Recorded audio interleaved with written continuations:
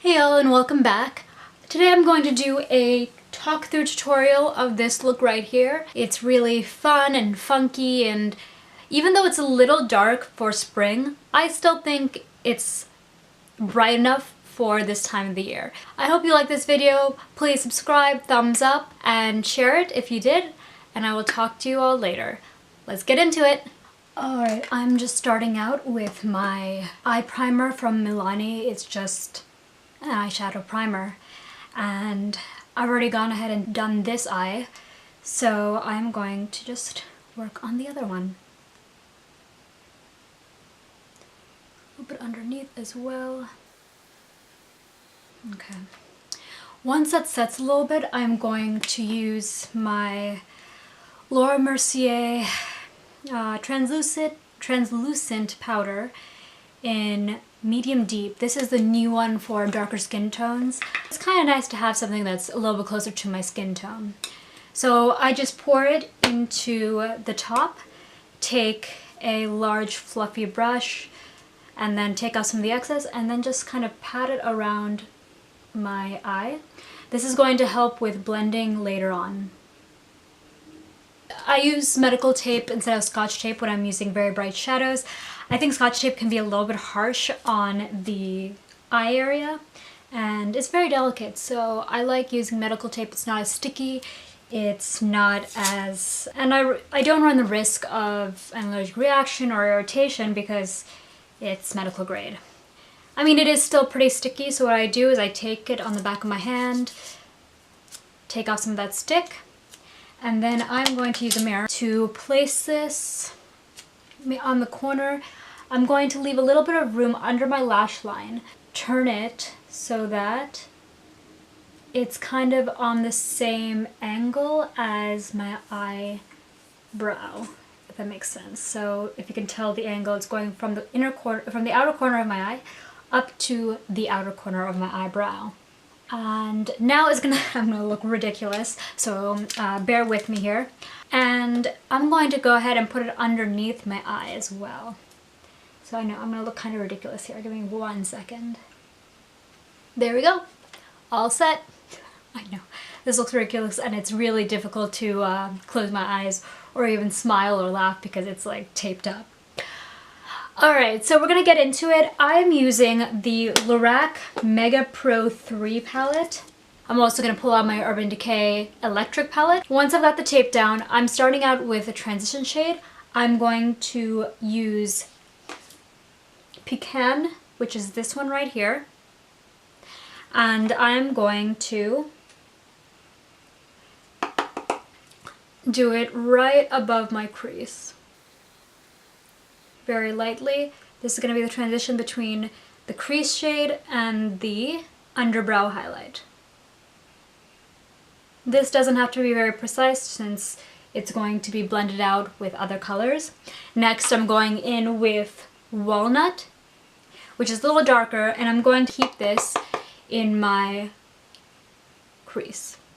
I'm going to make sure I don't go up very high, but I am going to be pretty imprecise about it going on my lid because, as you can see, I'm going to go ahead and pack on the other colors later on.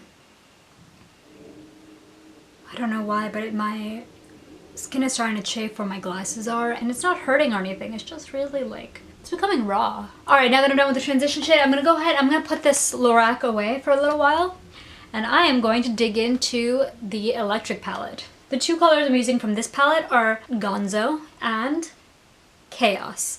And I'm going to go ahead and pack Chaos in the outer corner of my eye. I'm patting it on. I'm not really going to go back and forth, swiping it.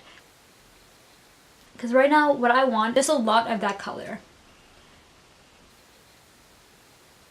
And then I'm going to start blending it into the crease. Or rather right below the crease a little bit.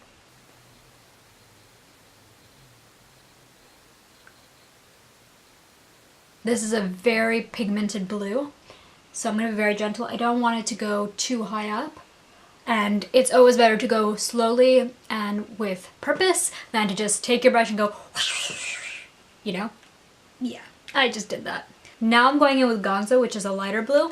I'm going to take a smaller, more precise brush and just pack it into the inner corner. And as you can see, I'm leaving the center of the lid bare. But with this kind of look, you just have to be really patient and know that there are going to be a lot of different layers and steps, because you're going to go back and forth between the blue and the silver, pack on the color, go back, blend it out, put some more color on until you are happy with it. Okay, now I'm going to push that into my crease a little bit so that it comes and it connects with the darker blue. Alright, now I'm just kind of setting the foundation for, and kind of like the guidelines for what I'm going to be doing next. Alright, we're going back to the Lorac Pro. I'm going in with Glacier. And if you're unfamiliar with Lorac shadows, they are extremely powdery. And honestly, the best way to apply them is just to go in with your finger, pack a lot of color onto it, and then just go onto the lid, which is what I'm going to do right now. I mean, look at that. That's just a lot more pigment than I would get using a brush.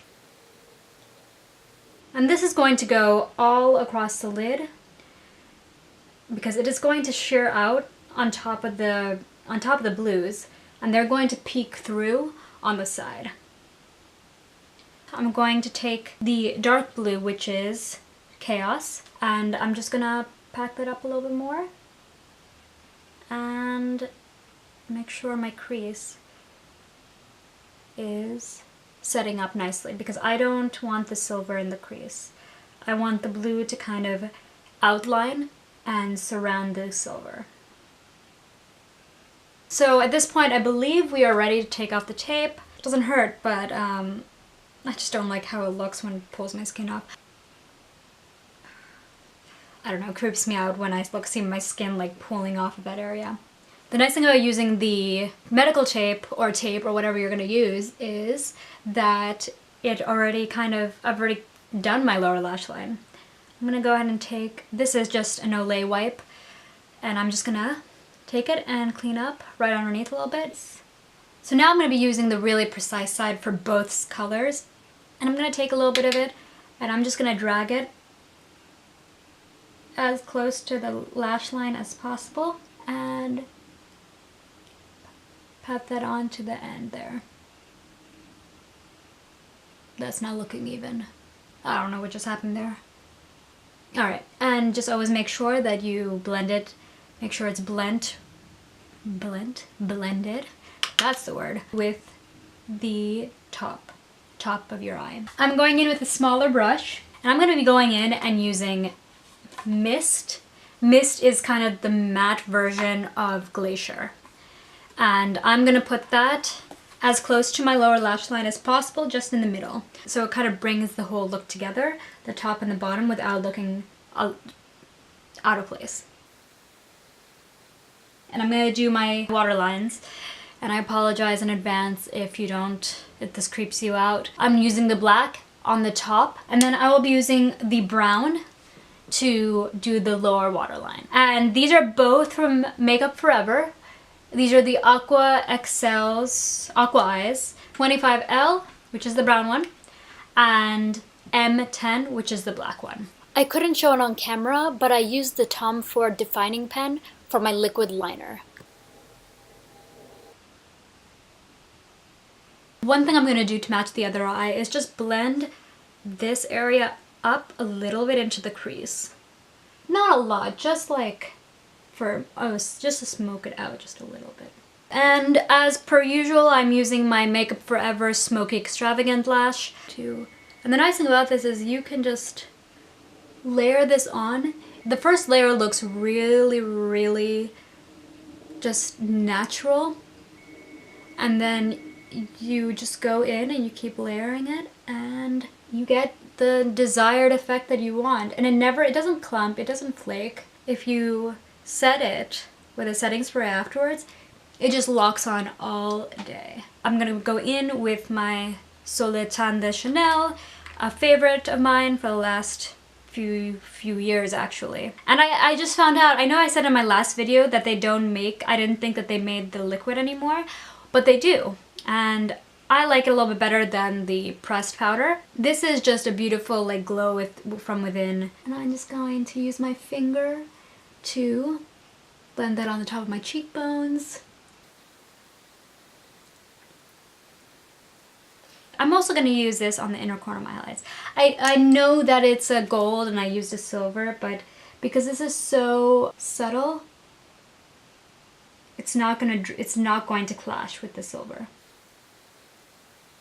Just to finish off the look, I'm going to be using NYX Butter Gloss in Tiramisu. And I really like these. They just glide on so well, and they've got enough pigment that I feel like I'm actually putting something on my lips.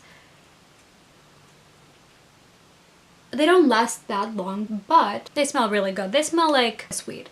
So this is the finished look. I hope you like it. I hope you've tried to recreate it. Please subscribe, thumbs up. I'll talk to you all soon. Bye.